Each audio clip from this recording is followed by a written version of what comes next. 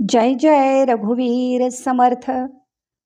श्री गणेश, शारदा आणि जगदीश स्वरूप सर्व श्रोत्यांना मीरा इनामदारचा नमस्कार. रामी रंगले ते मन असो नीच याती, तयाच्या चरणाची वंदिन मी माती. असं म्हणणारे समर्थ रामदास स्वामी वियोगे पळही गमेना, इतका त्यांना स्वतःलाच रामरायाचा अखंड ध्यास लागलेला, त्याचाच छंद जडलेला. समर्थ रामदास म्हणजे राष्ट्राची सेवा करण्यापूर्वी स्वतःला घडविणारे एक महान संत. ब्रह्मचर्याबरोबरच विवेक आणि वैराग्य या शक्तींचा अमूल्य ठेवा स्वतःपाशी असलेले, म्हणूनच विचारांमध्ये विशिष्ट प्रकारचं संतुलन असलेले आणि तरीही अध्यात्म हेच जीवन असणारे. न तेषु रमते बुधः या नारद उक्तीप्रमाणे ईश्वर प्राप्ती हेच त्यांच्या जीवनाचं ध्येय असल्यामुळे रामचंद्रा तुझा वियोग ऐसा नको रे प्रसंग ही समर्थांची साधन काळातली अंतरस्थिती होती. आणि त्यामुळेच त्यांचा सारा संवाद, मग तो संवाद सुखाचा असो वा दुःखाचा, विषण्णतेचा असो वा आनंदाचा, समाधानाचा असो अथवा अस्वस्थतेचा, तो रामाच्या गुणवर्णनाचा असो किंवा लोककल्याणाचा, आपल्या मनाचा तळ रामरायापाशी मोकळा करणाऱ्या समर्थांच्या संमिश्र भावनांमधून एक विलक्षण लेखनकृती उलगडत गेली. आणि ती म्हणजेच समर्थांची करुणाष्टके, साधन काळात लिहिलेली. आणि याच करुणाष्टकावरचं चिंतन समर्थ करुणाष्टके या ग्रंथाद्वारे साकारलंय ते समर्थ वाङ्मयावर लेखन करणाऱ्या आदरणीय संध्याताई कोल्हटकर यांच्या लेखणीतून. संध्याताईंनी समर्थांच्या करुणाष्टकावर मांडलेलं जे चिंतन आहे तेच आपण या ग्रंथामधून श्रवण करणार आहोत. या ग्रंथाचं अभिवाचन करण्याची संधी मला संध्याताईंनी द्यावी हे माझं भाग्य आहे आणि त्यासाठी मी संध्याताईंची मनापासून आभारी आहे. श्रोते हो, खरं तर संध्याताईंना आपण सारेच ओळखतो, पण प्रत्यक्ष अभिवाचनापूर्वी ग्रंथलेखिकेचा अर्थात संध्याताईंचा सविस्तर परिचय आपण करून घेऊ. श्रीमती संध्या अशोक कोल्हटकर. संध्याताई या उत्तम प्रवचनकार आहेत. दासबोध, आत्माराम, भगवद्गीता, ज्ञानेश्वर माऊलींचा हरिपाठ, ज्ञानेश्वरी, अमृतानुभव या ग्रंथांवर, त्याचप्रमाणे समर्थ रामदास, स्वामी विवेकानंद, रामकृष्ण परमहंस, गुरुतत्व, वारकरी संत, उपनिषदांची तोंड ओळख, भगिनी निवेदिता, देवी अथर्वशीर्ष, योगी श्री अरविंदांची सावित्री अशा विविध आध्यात्मिक विषयांवर प्रत्यक्ष आणि ऑनलाईन त्यांची प्रवचनं झालेली आहेत आणि आजही त्या प्रवचनं देत असतात. यूट्यूबवर संध्या कोल्हटकर या नावाने त्यांचं चॅनल आहे आणि त्याच्यावर त्यांची अनेक प्रवचनं आहेत. सज्जनगड प्रणीत शिवसमर्थ उपासना केंद्र, कोथरूड, पुणे या उपासना केंद्राच्या संचालिका म्हणून 15 वर्ष त्या कार्यरत होत्या. समर्थ रामदास स्वामींच्या त्या अनुग्रहित आहेत. पत्रद्वारा दासबोध, मनाचे श्लोक आणि सखोल दासबोध अभ्यास यांच्या त्या समीक्षिका आहेत. सखोल दासबोध अभ्यास वर्ग देखील त्या घेतात. सकल संत विचारमंच या ऑनलाईन मंचाच्या संध्याताई या कार्यवाह आहेत. संध्याताईंच्या सिद्धहस्त लेखणीतून विपुल असं लेखन झालेलं आहे. सज्जनगड मासिक पत्रिका, रघुवीर समर्थ आणि कल्याणी, अवलोकन त्रैमासिक पुणे, नंदादीप सांगली, विशेषांक नाशिक, पत्रभेट मासिक नागपूर, वेदांतश्री पुणे आणि अनेक आध्यात्मिक मासिकांमधून त्यांनी लेख लिहिलेले आहेत. रामदास स्वामी साहित्य शोध या संकेतस्थळासाठी श्री समर्थांची करुणाष्टके उपलब्ध करून देण्यात त्यांचं योगदान आहे. याशिवाय आणखी 2 उपक्रमांमध्ये त्या कार्यरत आहेत. संध्याताईंची प्रकाशित पुस्तकं अशी आहेत: दासबोध एक परिवर्तनाचे साधन, ग्रंथराज दासबोध व श्रीमद भगवद्गीता एक अनुबंध, विद्यापीठाच्या बहिशाल उपक्रमातील वारकरी वारसा विशारद व्याख्यानांचं संकलन, त्यानंतर समर्थ करुणाष्टके, समर्थ वाङ्मयाचा परामर्श, दासबोध सार सर्वस्व, दासबोध एक चिंतन, 4 ग्रंथ भक्तिमंत्र, वैखरी वारी, त्याचप्रमाणे नवविधा भक्ती आणि भगवद्गीता या पुस्तकांचं संकलन त्यांनी केलं आहे. संध्याताईंना मिळालेले पुरस्कार असे आहेत: श्री हरिकीर्तनोत्तेजक सभा पुणे यांच्यातर्फे स्त्री प्रवचनकार म्हणून 2018मध्ये त्यांना सन्मानित करण्यात आलेलं आहे. त्याचप्रमाणे त्यांच्या दासबोध सार सर्वस्व या पुस्तकाला मातृमंदिर संस्था पुणे यांचा संत साहित्य पुरस्कार प्राप्त झालेला आहे.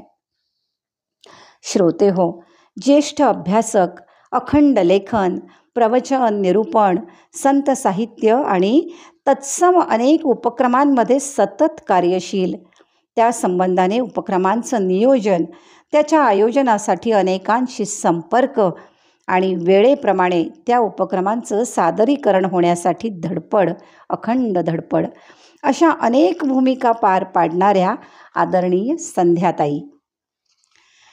संध्याताईंच्या समर्थ करुणाष्टके या पुस्तकाबद्दल दासबोध सखोल अभ्यास फाउंडेशनचे संचालक आदरणीय डॉक्टर विजय लाड यांनी आपलं मनोगत लिहिलं आहे. पुस्तकातल्या आपल्या या मनोगतामध्ये ते म्हणतात की जाणत्यापाशी सिको जाणे असं समर्थांनी सांगितलं आहे. त्याप्रमाणे समर्थ वाङ्मयाच्या जाणकार असलेल्या विदुषी श्रीमती संध्या कोल्हटकर यांनी करुणाष्टकामधली आर्तता आपल्या लेखणीतून दासबोध सखोल अभ्यास उपक्रमातील साधकांच्या अंतःकरणात प्रवाहित केली आहे. दासबोध सखोल अभ्यास करणाऱ्या समूहावर करुणाष्टके लिहा असं सांगणाऱ्या संचालकांच्या मुखाने बाहेर पडलेले शब्द ही संध्याताईंना समर्थ आज्ञाच वाटली आणि ताईंच्या शब्दप्रवाही, अर्थप्रवाही लिखाणातून समर्थ करुणाष्टके या ग्रंथाद्वारे ती फलद्रूप झाली. दासबोध सखोल परिवारातील ज्येष्ठ समीक्षिका आदरणीय सीमाताई रिसबूड यांनी देखील या पुस्तकासाठी अभिप्रायपर शुभेच्छा दिल्या आहेत, आपलं मनोगत व्यक्त केलं आहे. करुणाष्टकाचं चिंतन आणि त्या संदर्भात विचारांची आनंददायी देवाणघेवाण संध्याताई आणि सीमाताई यांच्यात होत असल्याबद्दलचं आणि पुस्तक प्रकाशनाबद्दलचं समाधान सीमाताईंनी आपल्या मनोगतातून व्यक्त केलेलं आहे.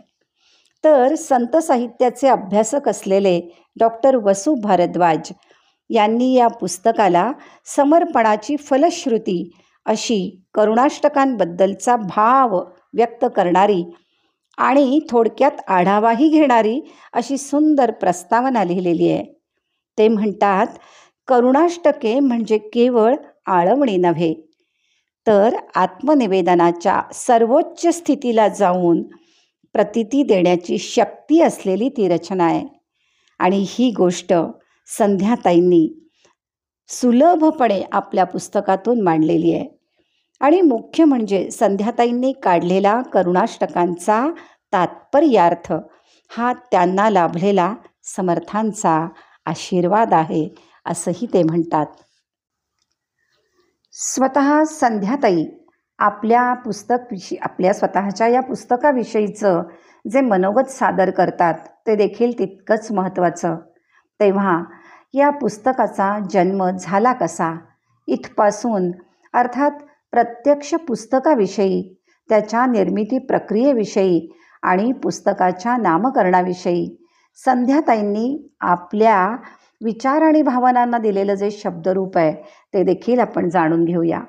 संध्याताई म्हणतात, आज माझं 4थं पुस्तक समर्थ करुणाष्टके वाचकांच्या हाती देताना मला खूप आनंद होत आहे. अर्थात या पुस्तकाच्या संकल्पनेचं संपूर्ण श्रेय सखोल दासबोधचे संचालक डॉक्टर विजय लाड यांनाच जातं.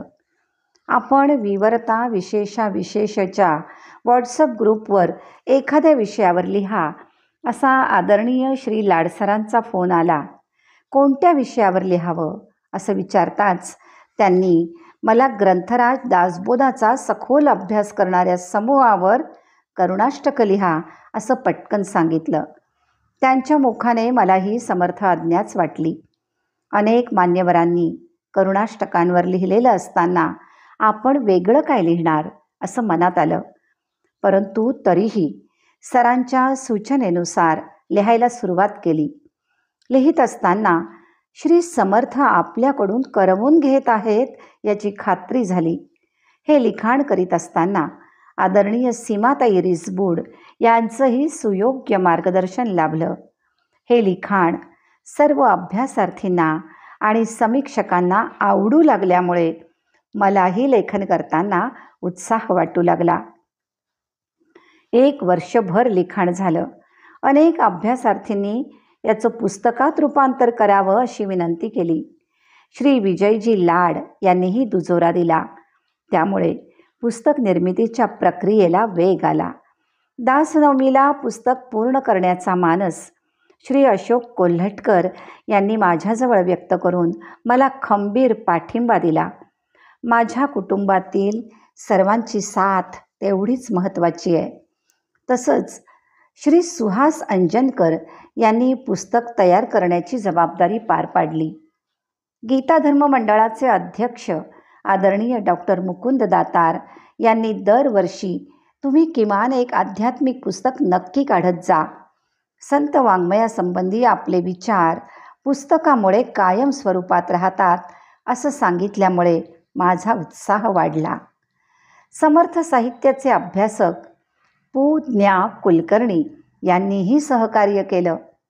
रामदासी साहित्य परिषदेचे प्रमुख माननीय वसु भारद्वाज यांनी पुस्तकाला अभ्यासपूर्ण प्रस्तावना दिली.